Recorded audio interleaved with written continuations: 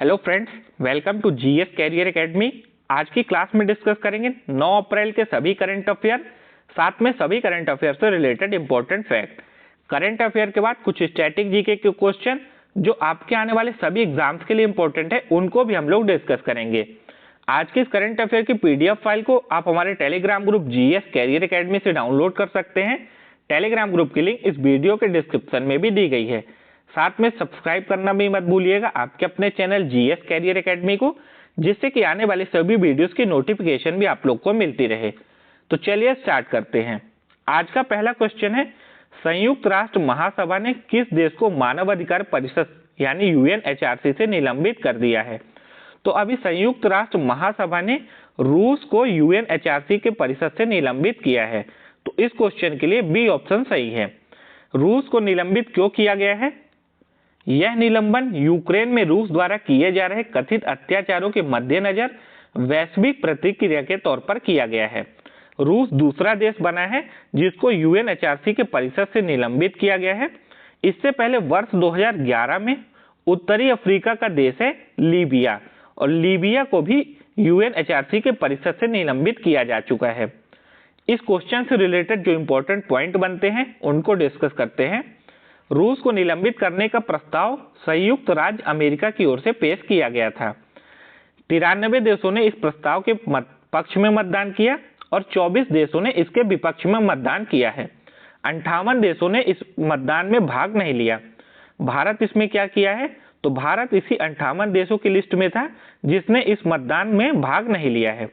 UNHRC की बात की जाए तो इसका फुल फॉर्म होता है United Nations human rights council.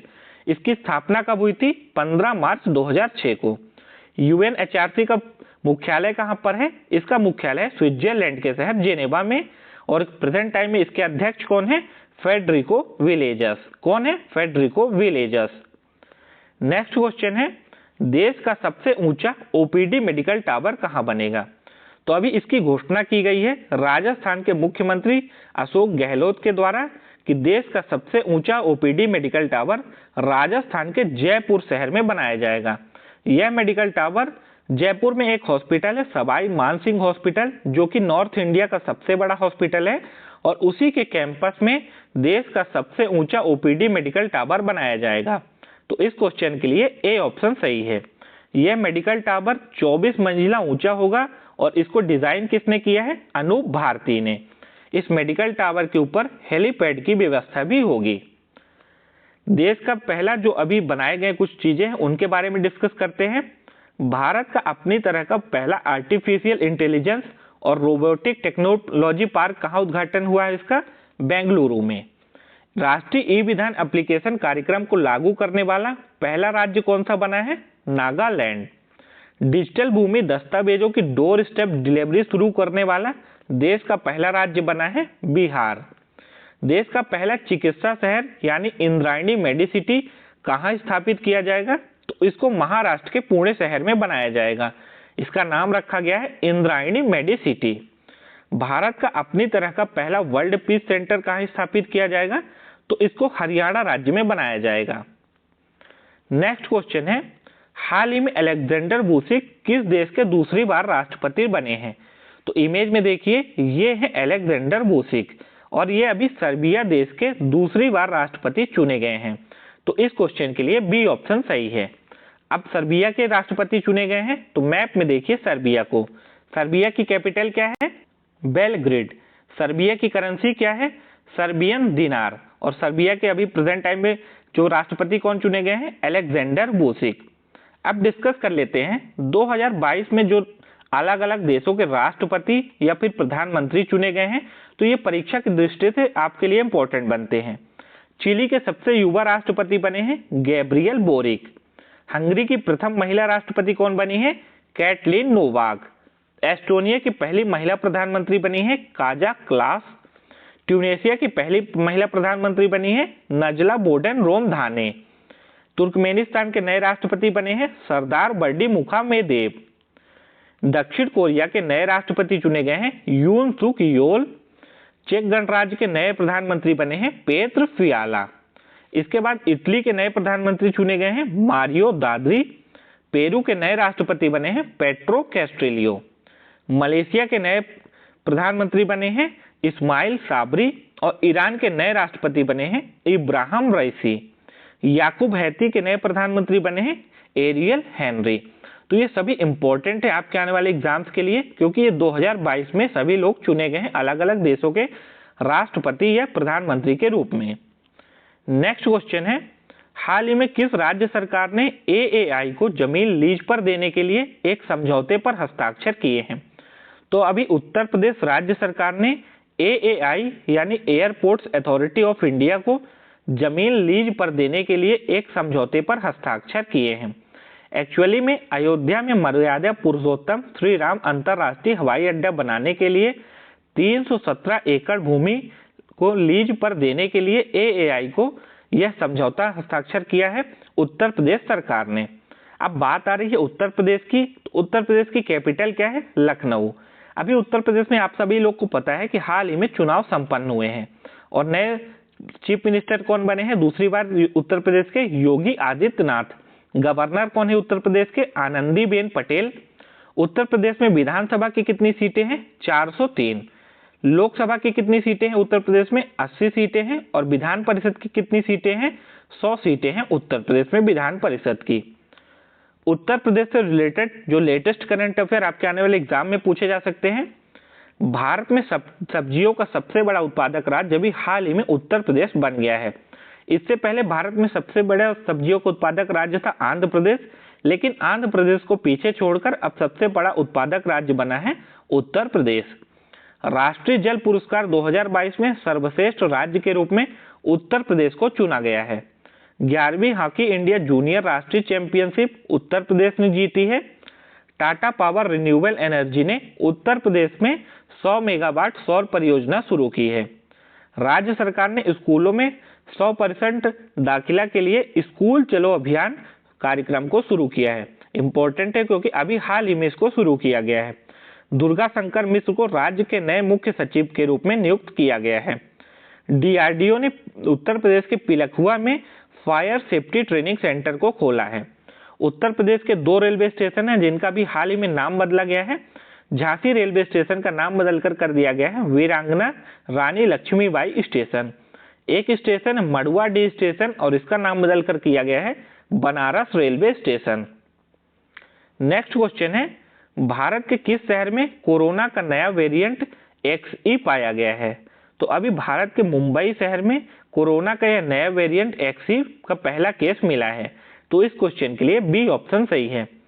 पहली बार वेरिएंट XE कहाँ मिला था? तो पहली बार मिला था यह यूनाइटेड किंगडम में, यानी इसको वहाँ इंग्लैंड में पाया गया था। और अभी भारत में यह मुंबई में पहला केस मिला है वेरिएंट XE का। नेक्स्ट क्वेश्चन है, राष्ट्रपति रामनाथ कोविंद ने किस देश की यात्रा पर पीले ट्यूलिप फूल के एक प्रजाति का नाम मैत्री रखा है?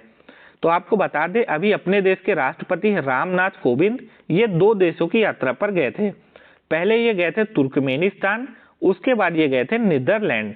और नीदरलैंड की यात्रा पर ही एक पीले ट्यूलिप की फूल है, यहाँ भी इमेज में भी देख सकते हैं। और इस प्रजाति का नाम राष्ट्रपति रामनाथ कोविंद ने क्या रखा है? मैत्री। तो इस क्वेश्चन के लिए बी ऑप्शन सही है। एक और चीज आप लोग याद रखिएगा कि स्वतंत्र तुर्कमेनिस्तान की यात्रा करने वाले पहले भारतीय राष्ट्रपति कौन बने हैं? रामनाथ कोविंद। और तुर्कमेनिस्तान के बाद भारत के राष्ट्रपति रामनाथ कोविंद कहाँ की यात्रा पर गए थे? नीदरलैंड की। और नीदरलैंड में ही पीले ट्यूलिप के फूल की एक प्रजाति का नाम इन्होंने मैत्री रखा है। अब नीदरलैंड की बात आ रही है तो नीदरलैंड को आप मैप में देख लीजिए। नीदरलैंड की कैपिटल क्या है? एम्स्टर्डम। यहाँ के प्राइम मिनिस्टर कौन है? मार्क रूटे। नीदरलैंड के प्रिंस कौन है? William Alexander. और करेंसी क्या है नीदरलैंड की? यूरो।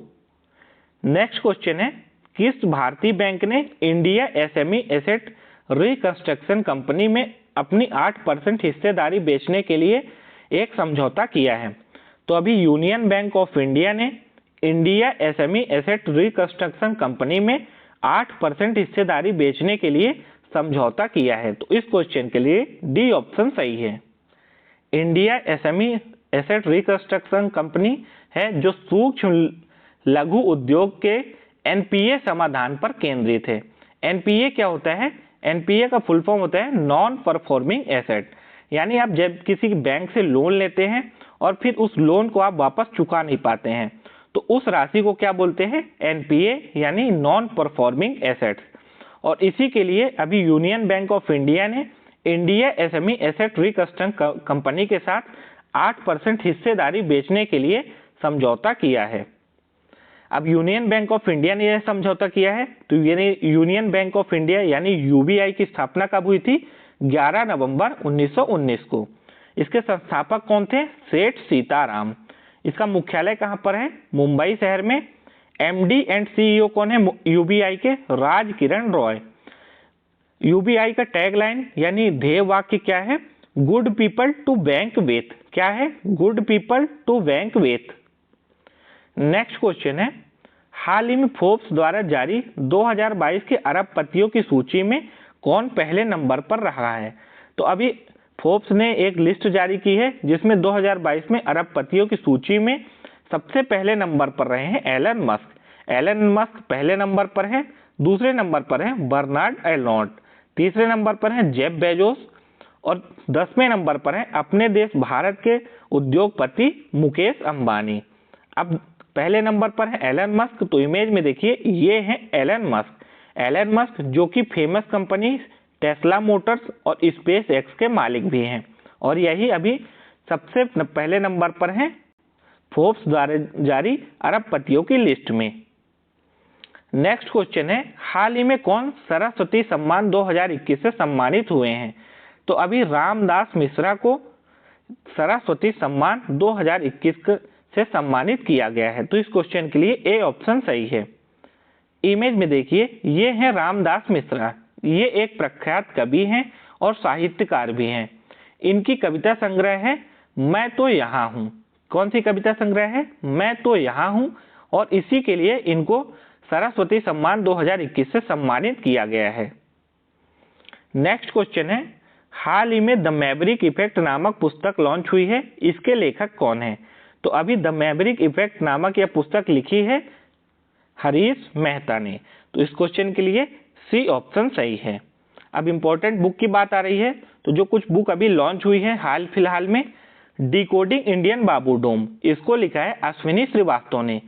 एक यह बुक लॉन्च हुई है क्वीन ऑफ फायर, इसकी लेखिका है देविका रंगाचार्य। पूर्ति प्रदत्त श्री सुमैया, इसके लेखक है K Shyama Prasad. Enfield barrels India's oil story, इसको लिखा है ऋचा मिश्रा ने। द मिलेनियम योगी, इसके लेखक है दीपम चैटर्जी।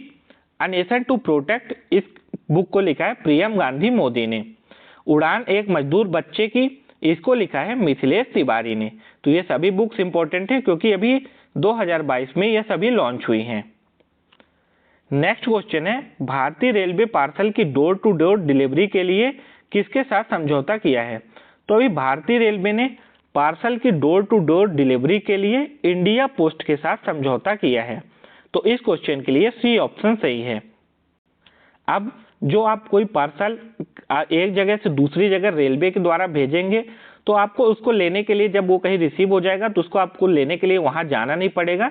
इसको भारतीय रेलवे के द्वारा इंडिया पोस्ट के माध्यम से आपके घर तक पहुंचा दिया जाएगा। अब भारतीय रेलवे ने यह शुरुआत की है तो भारतीय रेल मंत्री कौन है प्रेजेंट टाइम में? अश्विनी वैष्णव। और भारतीय रेलवे यानी आरआरबी बोर्ड के अध्यक्ष कौन है? विनय त्रिपाठी। कौन है? विनय त्रिपाठी। करंट अफेयर के बाद अब बात करते हैं डेली स्टैटिक जीके के डोज को। यहां से आपके आने वाले एग्जाम में क्वेश्चन जरूर पूछा जाएगा, तो ध्यान से सुनिएगा। A tale of two cities के लेखक कौन थे? Karl Marx. अंग्रेजों के शासन के समय केंद्रीय असेंबली में किसने बम फेंका था? भगत सिंह और बटुकेश्वर दत्त ने। और इसी के कारण ही भगत सिंह और बटुकेश्वर दत्त को फांसी की सजा भी सुनाई गई थी। राष्ट्रीय आय समिति की स्थापना कब हुई थी? 1949 में। भारत में मनसबदारी प्रथा का प्रयोग सर्वप्रथम किसने किया था? अकबर ने। पाकिस्तान के साथ 1965 के युद्ध के समय भारत के राष्ट्रपति कौन थे? सर्वपल्ली राधाकृष्णन। पुणे में विधवा गृह की स्थापना किसने की थी? पंडिता रामाबाई ने। समुद्री उत्पादों का सबसे बड़ा उत्पादक राज्य कौन सा है भारत में? केरल। 36वें संविधान संशोधन 1975 के तहत भारत का 22वां राज्य कौन सा बना था? तो भारत का 22वां राज्य बना था सिक्किम। अमेरिका की किस राष्ट्रपति ने जापान के हिरोशिमा पर परमाणु बम गिराने का आदेश दिया था? वेरी वेरी इंपॉर्टेंट फैक्ट है, हैरी ट्रूमैन ने। गुलाम राजवंश के संस्थापक कौन थे? कुतुबुद्दीन ऐबक। अंतरराष्ट्रीय हॉकी मैच खेलने का सामान्य समय कितना होता है? तो अंतरराष्ट्रीय हॉकी मैच को खेलने का सामान्य समय होता है 70 मिनट। जौनपुर शहर को किसने बसाया था? फिरोज शाह तुगलक ने। फ्रेंच इंडिया का राजधानी कहाँ हुआ करती थी? पौंडीचेरी में। कौन सी जनजाति तमिलनाडु के नीलगिरी पहाड़ियों में पाई जाती है? बडागा जनजाति तमिलनाडु के नीलगिरी पहाड़ियों में पाई जाती है। फ्रेंड्स, आज की क्लास में हमने डिस्कस किया 9 अप्रैल के सभी इंपॉर्टेंट करंट अफेयर और साथ में कुछ इंपॉर्टेंट स्टैटिक जीके के क्वेश्चन। अगर आपको ये वीडियो हेल्पफुल लगती है तब आप इस वीडियो को लाइक और शेयर जरूर कर दिया करो। अगर आपने चैनल को अभी तक सब्सक्राइब नहीं किया तो सब्सक्राइब करके बेल आइकन को भी प्रेस कर लीजिए, जिससे कि आने वाली सभी वीडियोस की नोटिफिकेशन भी आप लोग को मिलती रहे। साथ में पीडीएफ को डाउनलोड करने के लिए आप हमारे टेलीग्राम ग्रुप को ज्वाइन कर लीजिए और टेलीग्राम ग्रुप की लिंक इस वीडियो के डिस्क्रिप्शन में मैंने दे दी है। मिलते हैं फिर नेक्स्ट वीडियो में, तब तक के लिए आप सभी को जय हिंद, वंदे मातरम।